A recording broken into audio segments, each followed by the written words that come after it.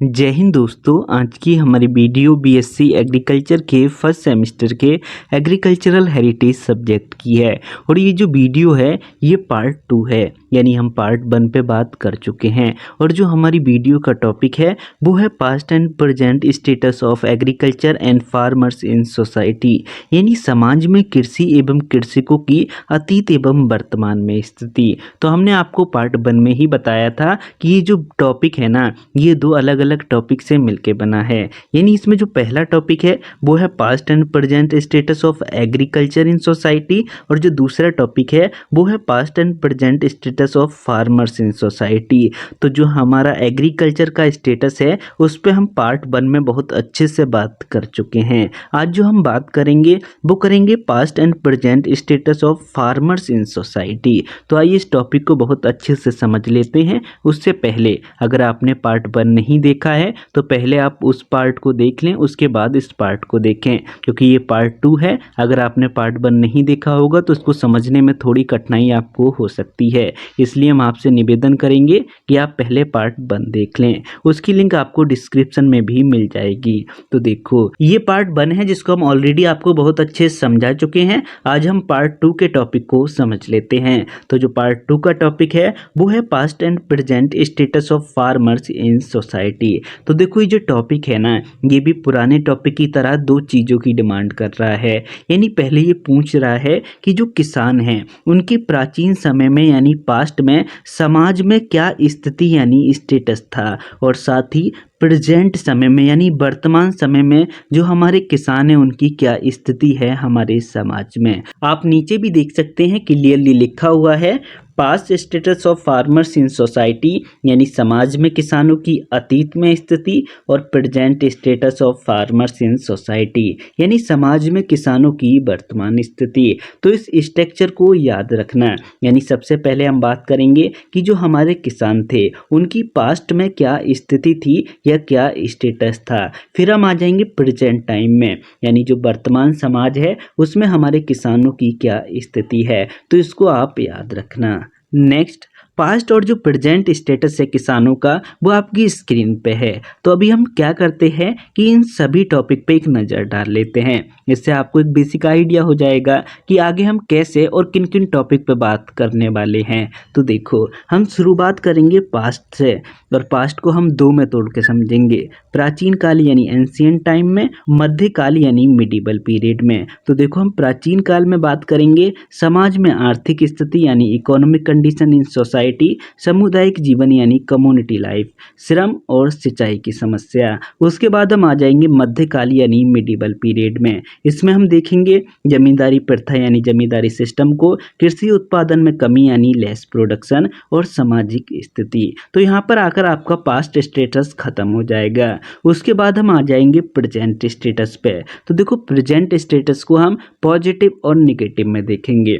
Positive का मतलब है कि हम ये देखेंगे कि जो हमारे किसान हैं उनके लिए वर्तमान समय में क्या क्या फ़ायदा हुआ है या उनकी स्थिति में कैसे सुधार हुआ है, और साथ ही हम ये देखेंगे कि उनके लिए चुनौतियां क्या हैं या समस्या क्या हैं। तो इन दोनों को हम अलग अलग करके समझेंगे। सबसे पहले हम ये देख लेते हैं कि किसानों के लिए क्या क्या फ़ायदे हुए हैं या उनकी स्थिति में कैसे सुधार हुआ है। तो इसमें पहला है प्रौद्योगिकी का विकास यानी डेवलपमेंट ऑफ टेक्नोलॉजी, उत्पादन में वृद्धि, जागरूकता में वृद्धि, और सरकारी योजना। उसके बाद हम बात करेंगे चुनौतियां यानी चैलेंजेस पे। इसमें है कम कीमतें, कर्ज का बोझ, जलवायु परिवर्तन, बाजार का एकाधिकार यानी मार्केट मोनोपोली। तो आइए सभी टॉपिक को एक एक करके बहुत अच्छे से समझ लेते हैं। जैसे हमने बताया शुरुआत करेंगे अतीत से। अतीत को हम दो में तोड़ के समझेंगे, प्राचीन काल और मध्यकाल में। तो शुरुआत करते हैं प्राचीन काल से। यानी अब हम ये देख लेते हैं कि जो प्राचीन कालीन समाज था उसमें किसानों की क्या स्थिति थी। तो देखो प्राचीन समय में किसानों का समाज में एक सम्मानित स्थान प्राप्त था। किसान समाज की रीढ़ माने जाते थे क्योंकि वो भोजन और अन्य आवश्यक वस्तुओं का उत्पादन करते थे। देखो इसको समझो, जो हमारा प्राचीन समाज था उसमें किसानों को काफ़ी सम्मान दिया जाता था। क्यों दिया जाता था तो इसको समझो। देखो जो प्राचीन समाज था ना उसमें सबसे महत्वपूर्ण चीज़ थी भोजन। भोजन।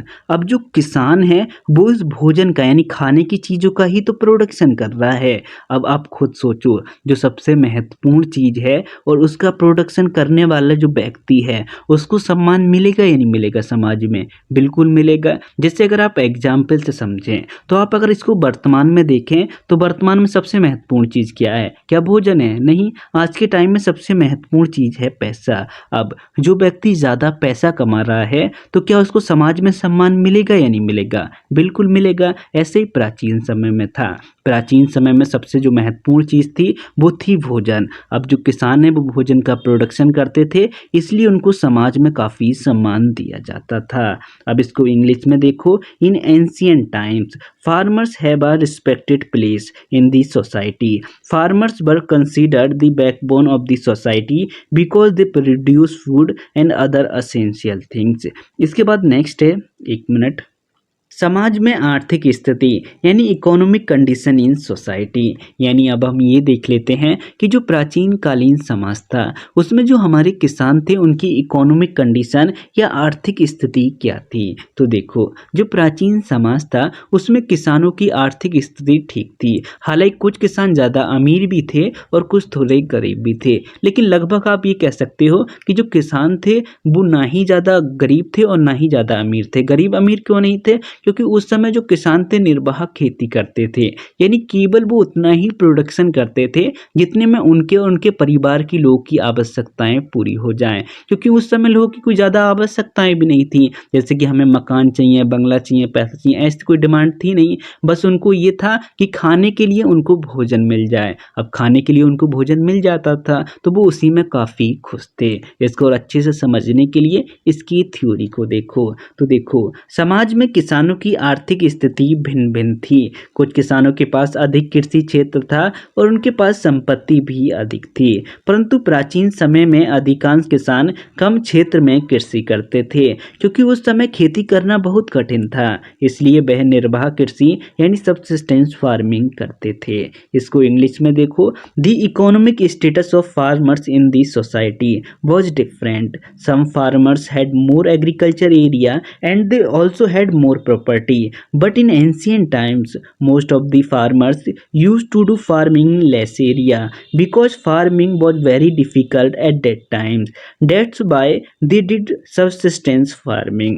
इसके बाद जो हमारा नेक्स्ट है, सामुदायिक जीवन यानी कम्युनिटी लाइफ। तो देखो, जो प्राचीन समाज था उसमें जो किसान थे वो मिलजुल के कृषि करते थे। मिलजुल के कृषि करने का मतलब है वहाँ पे एक सिस्टम चलता था कि आप मेरा काम करा दो, मैं आपका काम करा दूंगा। इसका क्या मतलब है? तो इसको एक एग्जाम्पल से समझो।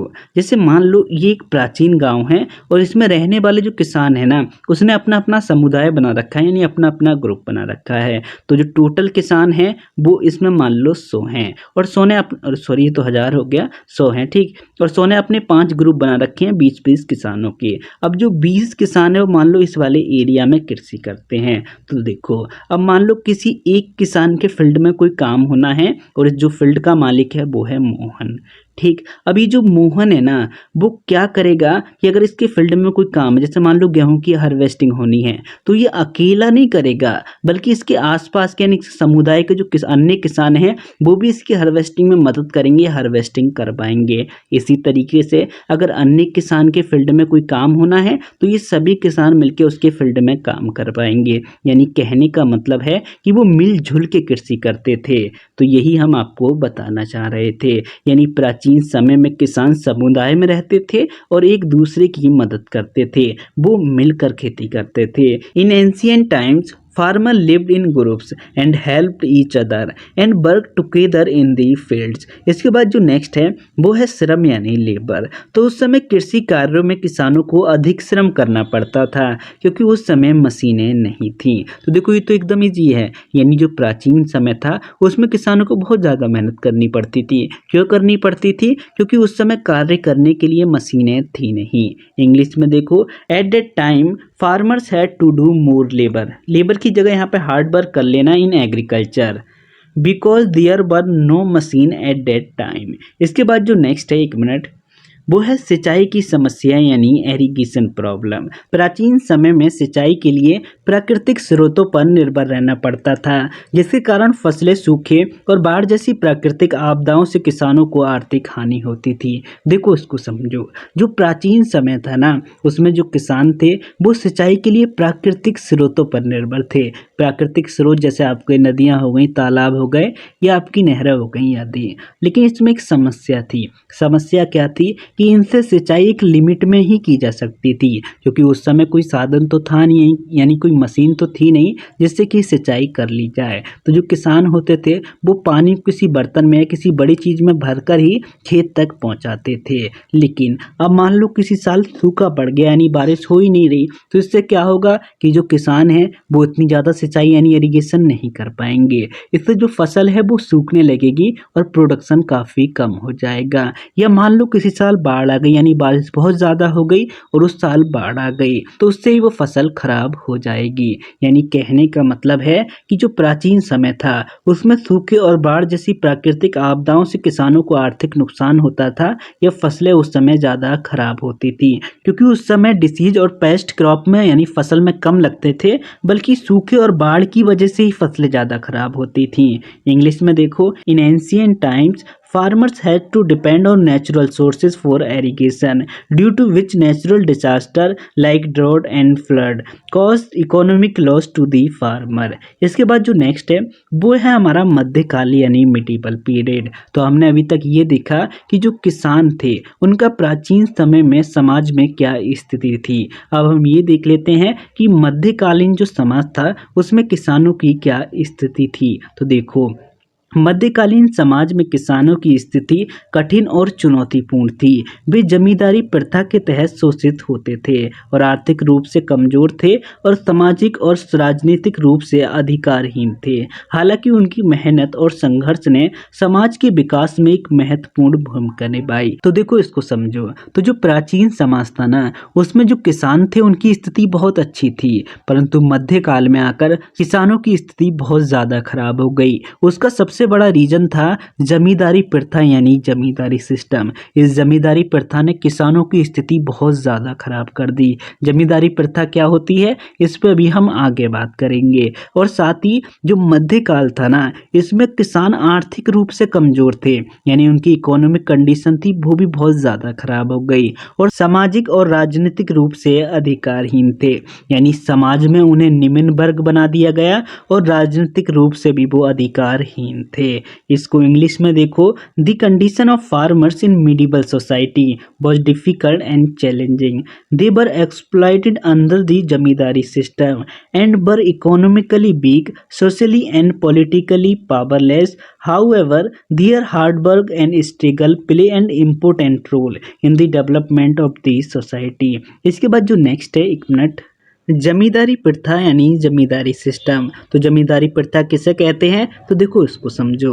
हालांकि हमने पार्ट 1 में बहुत अच्छे से बात की थी कि जमींदारी सिस्टम क्या होता है, हालांकि यहाँ भी थोड़ी बात कर लेते हैं। तो देखो जमींदारी प्रथा में क्या होता था कि जो राजा होता था ना वो किसी भी गांव के, जैसे मान लो ये कोई एक्स गांव है, इस एक्स गांव के सबसे पावरफुल व्यक्ति को ना इस गांव का जमींदार बना देता था और उससे कहता था कि तुम इन लोगों से टैक्स वसूलो और मुझे दे दो।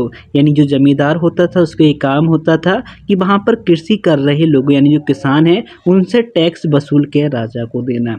अब आप बोलेंगे इसमें गलत क्या है, यानी टैक्स तो उसको वसूलना है राजा के लिए, तो जमींदार गलत क्या कर रहा है। तो देखो ये गलत यहाँ कर रहा है कि जैसे अगर मान लो राजा को उसको टैक्स के रूप में ना 10 रुपये देने हैं तो उसको वसूलना कितना चाहिए, तो ज़्यादा ज़्यादा 12 रुपये वसूलना चाहिए। लेकिन ये ऐसा नहीं करता था, बल्कि ये किसानों से 20 या 25 रुपये वसूलता था। हम एग्जाम्पल के लिए बता रहे हैं, ये नहीं कह रहे कि इतने रुपये वसूलता था, लेकिन एग्जाम्पल के लिए आपको समझाने के लिए बता रहे हैं। तो ये 25 रुपये इनसे वसूलता था किसानों से और उसमें से बचाकर यानी 10 या 15 रुपये बचाकर अपने पास में रखता था और 10 रुपये राजा को देता था। इससे जो किसान हैं उनकी एक बात बताओ, इकोनॉमिक कंडीशन खराब होगी या नहीं होगी, यानी अगर प्रोडक्शन हो या ना हो, इस जमींदार को उन्हें टैक्स देना है और टैक्स भी बहुत ज़्यादा ले रहा है, जिससे क्या हुआ कि जमींदारी प्रथा के तहत जो किसान थे उनकी स्थिति बहुत ज़्यादा खराब हो गई, क्योंकि जो जमींदार था वो किसानों से बहुत ज़्यादा टैक्स वसूलते थे।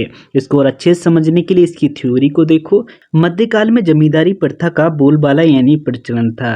जमींदार किसानों से बहुत अधिक लगान यानी टैक्स वसूल करते थे और किसानों को कई तरह के अत्याचारों का सामना करना पड़ता था। उन्हें अपनी उपज का एक बड़ा हिस्सा जमींदारों को देना पड़ता था। तो देखो, जो जमींदार थे वो टैक्स तो ज़्यादा वसूलते ही थे, साथ में वो किसानों पर कई तरह के अत्याचार भी करते थे। अत्याचार कैसे करते तो इसको समझो। जैसे मान लो किसी किसान का जो प्रोडक्शन है वो किसी साल कम हुआ, यानी किसी प्राकृतिक आपदा की वजह से या कोई भी कारण ले लो, तो जो उसका प्रोडक्शन है वो कम हुआ।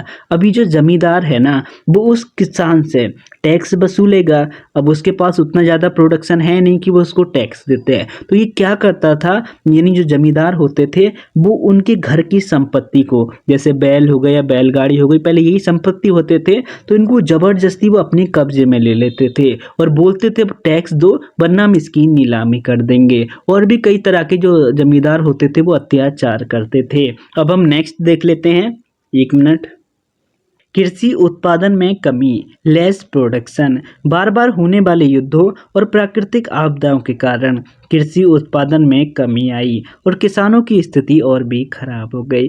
इसको समझो। देखो, पहले के समय में क्या था, तो पहले के समय में राजा महाराजाओं, यानी जो मध्यकाल है उसमें राजा महाराजाओं का राज था, और राजा महाराजाओं के राज में क्या होता था, तो युद्ध किसी न किसी राज्य से चलते रहते थे, और जब युद्ध होगा तो खर्चा भी होगा, और जो राजा है वो खर्चा की पूर्ति करेगा कहाँ से, तो वहाँ की जनता से करेगा, यानी वो टैक्स को बढ़ा देगा। अब इसको समझो।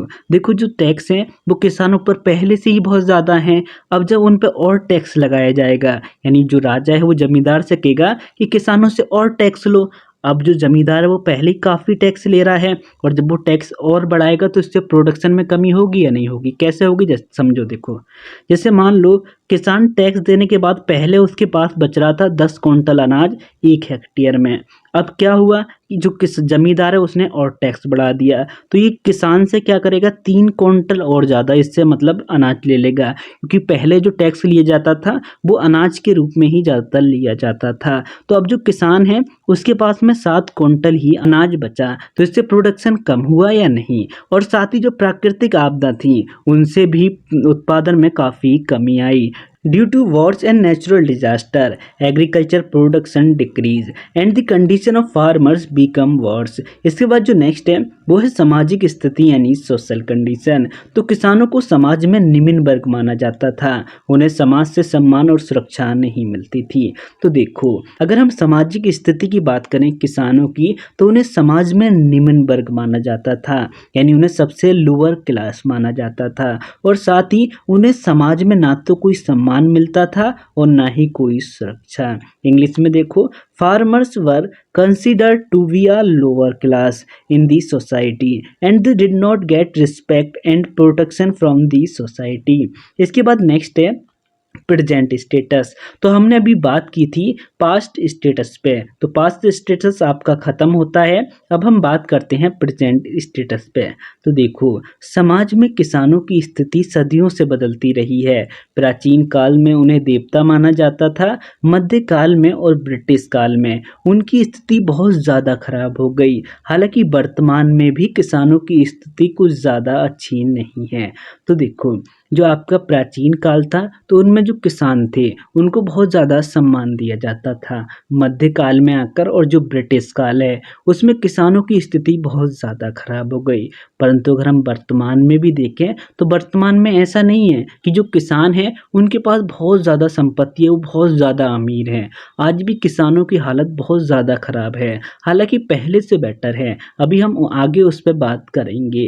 इंग्लिश में देखो, the status of farmers in the society has been changing for centuries. In ancient times, They were considered gods in the medieval period and during the British period. Their situation become much worse. Even at present, the situation of farmer is not much better. तो हम ये देख लेते हैं कि जो present समय है इसमें किसानों की क्या स्थिति है। तो देखो, पहला है प्रौद्योगिकी का विकास यानी डेवलपमेंट ऑफ टेक्नोलॉजी।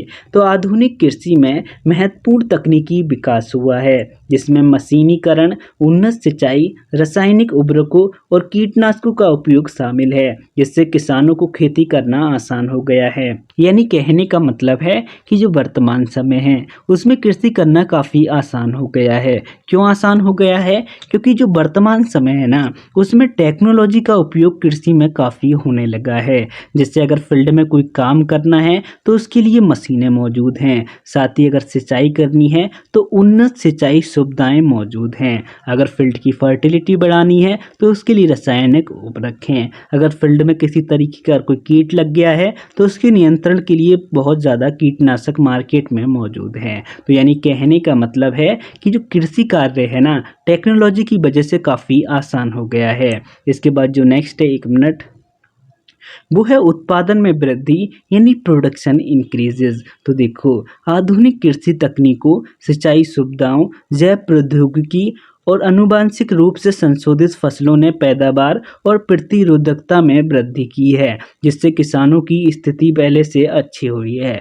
तो देखो, अगर आप वर्तमान में देखें ना तो जो प्रोडक्शन है उसमें वृद्धि हुई है। प्रोडक्शन में वृद्धि क्यों हुई है? तो अगर आप वर्तमान में देखें तो हाई यील्डिंग वैरायटी हैं, यानी जो ऐसे बीज हैं जो कम स्थान में अधिक पैदावार देते हैं। साथ ही मशीनें हैं हमारे पास, उर्वरक हैं और भी बहुत ज़्यादा फैसिलिटी है, जिससे क्या हुआ है कि जो प्रोडक्शन है उसमें काफ़ी वृद्धि हुई है। इंग्लिश में देखो, modern agricultural techniques, irrigation facilities, biotechnology and genetically modified crop have increased yields and resistant due to which the condition of farmers better than before।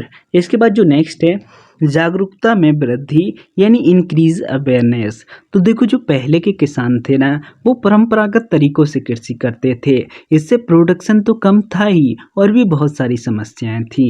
परंतु अगर हम वर्तमान में बात करें तो जो वर्तमान के किसान है ना वो जो मॉडर्न फार्मिंग यानी जो साइंटिफिक तरीकों से की जाती है उसको वो अपना रहे हैं, यानी उनमें कृषि के प्रति जागरूकता बढ़ रही है। यानी किसानों में कृषि विज्ञान और आधुनिक तकनीकों के बारे में जागरूकता बढ़ रही है। Awareness about agricultural science and modern technologies is increasing among farmers. इसके बाद है सरकारी योजनाएं यानी गवर्नमेंट स्कीम। तो देखो, जो हमारी सरकार है वो भी किसानों की स्थिति को बेटर बनाने के लिए, अच्छा बनाने के लिए वो भी काफ़ी प्रयास कर रही है। तो सरकार द्वारा किसानों के कल्याण के लिए कई योजनाएं चलाई जा रही हैं, जैसे कि किसान सम्मान निधि योजना, प्रधानमंत्री फसल बीमा योजना, कृषि ऋण माफी आदि। Many schemes are being run by the government for the welfare of farmers such as prime minister Kisan Samman निधि योजना, प्राइम मिनिस्टर फसल बीमा योजना एसेट्रा। इसके बाद जो नेक्स्ट है, अब हम ये देख लेते हैं कि जो वर्तमान समय है उसमें जो किसानों की स्थिति है वो क्यों अच्छी नहीं है, यानी उसमें क्या क्या चैलेंजेस हैं। तो देखो, पहला कारण है कम कीमतें यानी लो प्राइस। तो फसलों के उचित मूल्य ना मिलने से भी किसानों को आर्थिक समस्याओं का सामना करना पड़ता है। न्यूनतम समर्थन मूल्य एमएसपी का प्रभाव सीमित है और सभी किसानों को इसका लाभ नहीं मिलता।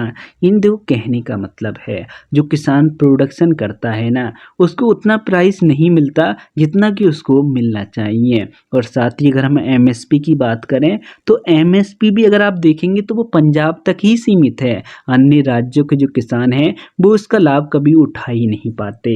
इंग्लिश में देखो, farmers also have to face financial problem due to not getting fair price for their crops. The impact of minimum support price is limited and not all farmers get its benefit. इसके बाद जो next है, एक minute, वो है कर्ज का बोझ। अधिकांश किसानों की आय कम और अस्थिर होती है। उन्हें खेती करने के लिए कर्ज लेना पड़ता है, लेकिन प्राकृतिक आपदाओं से फसल के खराब होने पर या बाजार में मूल्य गिरावट के कारण किसान कर्ज नहीं चुका पाता, जिस वजह से बहुत सारे किसान आत्महत्या कर लेते हैं। देखो उसको समझो, जो किसान होता है ना, वो फसल की बुवाई के लिए लोन लेता है, ठीक।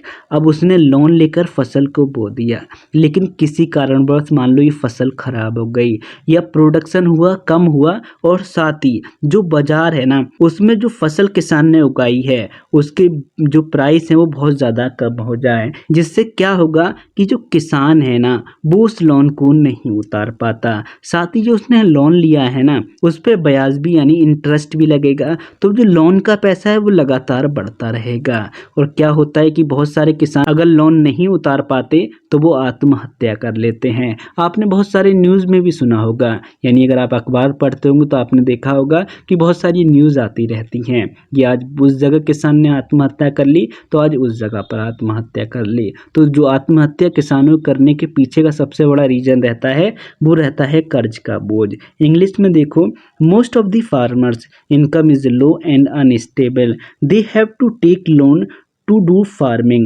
but crops failure due to natural disaster and fall in market price. The farmer is unable to repay the loan, due to which many farmer commit suicide. इसके बाद जो नेक्स्ट है जलवायु परिवर्तन यानी क्लाइमेट चेंज। तो देखो क्लाइमेट चेंज की वजह से भी जो किसान है उनकी स्थिति यानी उनका स्टेटस खराब हो रहा है।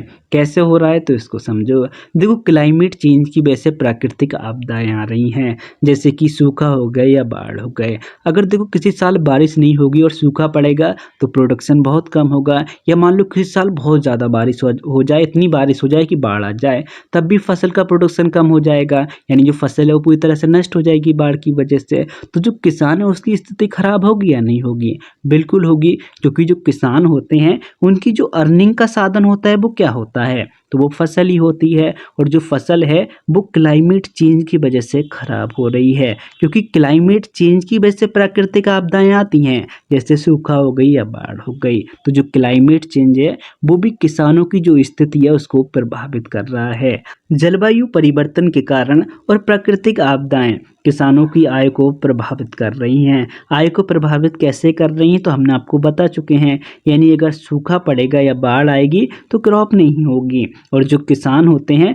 उनकी जो आय का साधन होता है वो क्या होता है? तो फसल ही होती है। और जो क्लाइमेट चेंज है वो फसल को खराब कर रही है, जिससे जो किसान है उनकी आय प्रभावित हो रही है। Climate change and natural disasters are affecting the income of farmers. इसके बाद जो नेक्स्ट है वो है बाजार का एक अधिकार यानी मार्केट मोनोपोली। तो देखो जो किसान होता है वो जो प्रोडक्शन करता है उसको वो बेचे कहाँ पे? तो इसका सीधा जवाब है वो उसको मंडी में बेचने जाएगा।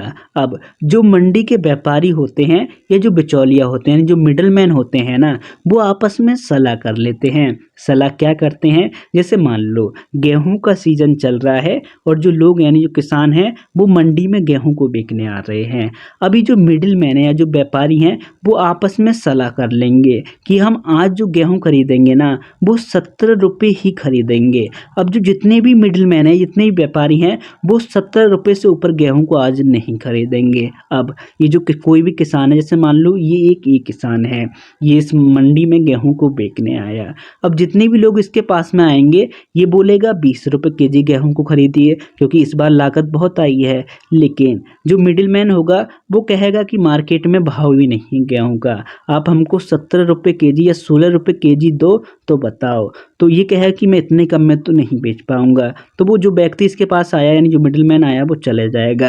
इसके बाद 4-5 जब ऐसे ही आएंगे तो इसको लगेगा कि शायद मार्केट में ही जो गेहूं का प्राइस है वो बहुत ज़्यादा है या प्रोडक्शन ज़्यादा हुआ है, इसलिए मार्केट में प्राइस बहुत कम है। तो ये क्या करेगा, उस गेहूं को यानी जो किसान है ये वो उस गेहूं को 70 रुपये केजी में ही बेच के चला जाएगा। अभी जो लोग यानी जो व्यापारी हैं वो क्या करेंगे, इसको किसी अन्य जो बड़ी बड़ी मंडियां होती हैं ना उसमें उसको ले जाएंगे, और अगर मान लो मार्केट प्राइस 21 रुपये केजी है तो वो 21 रुपये केजी में उसको बड़ी मार्केट में ले जाके बेच देंगे। तो क्या होगा कि इनको 4 रुपये प्रति केजी पर प्रॉफिट हो गया। बड़े व्यापारी और बिचौलिए किसानों से फसलें कम कीमत पर खरीदकर बाजार में अधिक कीमत पर बेचते हैं। यानी ये भी एक कारण है जिसकी वजह से जो किसान है ना उनकी स्थिति अच्छी नहीं हो पाती। इंग्लिश में देखो, traders and middleman buy crops from farmers at lower prices and sell them in the market at higher price. तो दोस्तों जो हमारा टॉपिक है वो यहीं पर एंड होता है। तो वीडियो को यहीं पे एंड करते हैं। अगर वीडियो में कोई डाउट रह गया हो तो आप हमसे कमेंट सेक्शन में पूछ सकते हैं। वीडियो पूरा देखने के लिए दिल से धन्यवाद। मिलते हैं एक नई वीडियो में, तब तक के लिए जय हिंद।